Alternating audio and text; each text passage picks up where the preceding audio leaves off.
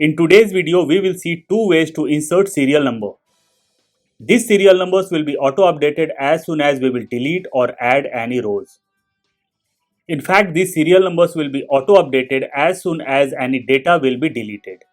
Hi, my name is Vijay and you are watching Office Mom. Let's start the video without any delays. This is the first way and this is the second way. In first way, I'll delete some data from here. And you will notice that after 1 and 2, we got 3 over here. I'll undo this, Ctrl Z or Command Z. Let me delete this. Now I'll insert some rows over here. And I'll add employee number. As soon as I added employee number, my serial number got auto updated. I'll undo this. Now let's come to the second way. I'll delete some data from here. And you'll notice that it's 1, 2, 2, 2 and so on. So let me undo this. Now I'll type left over here. Enter. As soon as I typed left, it got blank. I'll drag this down. And my serial number got 1, 2, 3, 4 and so on. I'll undo this.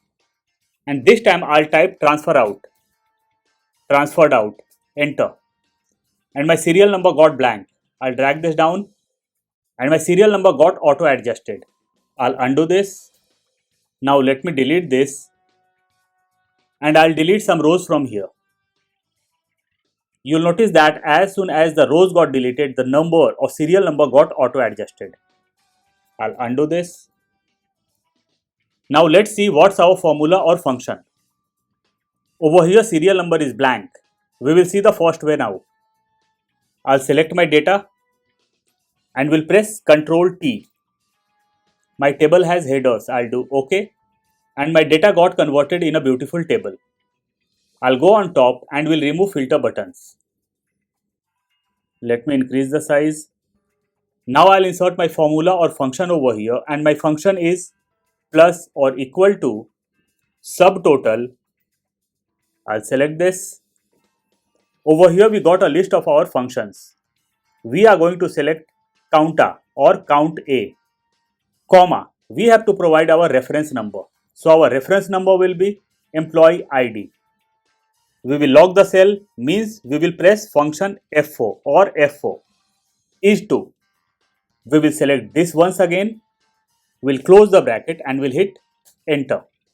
Now we will drag this. So our serial number got inserted. Let me delete some employee number from here. As soon as I deleted employee number, we are able to see 1111 and so on. I'll undo this. I'll go on top in my formula or function and will insert criteria of if. If bracket open, this is equal to blank. For blank we will insert double inverted comma twice. Comma. We want to throw the value as blank. Comma. We will come to the end, we'll close the bracket and we'll hit enter. Now we will drag this down.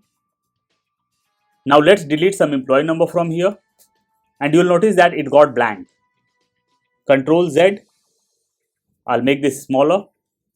Now I'll delete something from here and my serial number got auto adjusted. I'll insert some rows over here. And it's showing blank because employee number is blank or employee ID is blank. I'll drag this down and serial number got auto-filled. Now let's see the second way. We will select this and we'll press Ctrl T. My table has headers and we will do OK. We will go on top and we'll remove filter button. We'll make this bigger. Over here our employee ID is in numbers. And in the first way, it has numbers as well as characters. In case you want to convert this employee ID in characters, you will have to select this. Right click the mouse, go in format cells, custom, remove general from here, double inverted comma, EMP dot, double inverted comma, close, space, hash and do OK. And over here EMP got inserted just before the employee number. In formula bar, only number is visible. In the first way, when we will click on the employee number in formula bar, EMP is visible. Let's come over here and insert our formula. Plus or equal to subtotal, bracket open.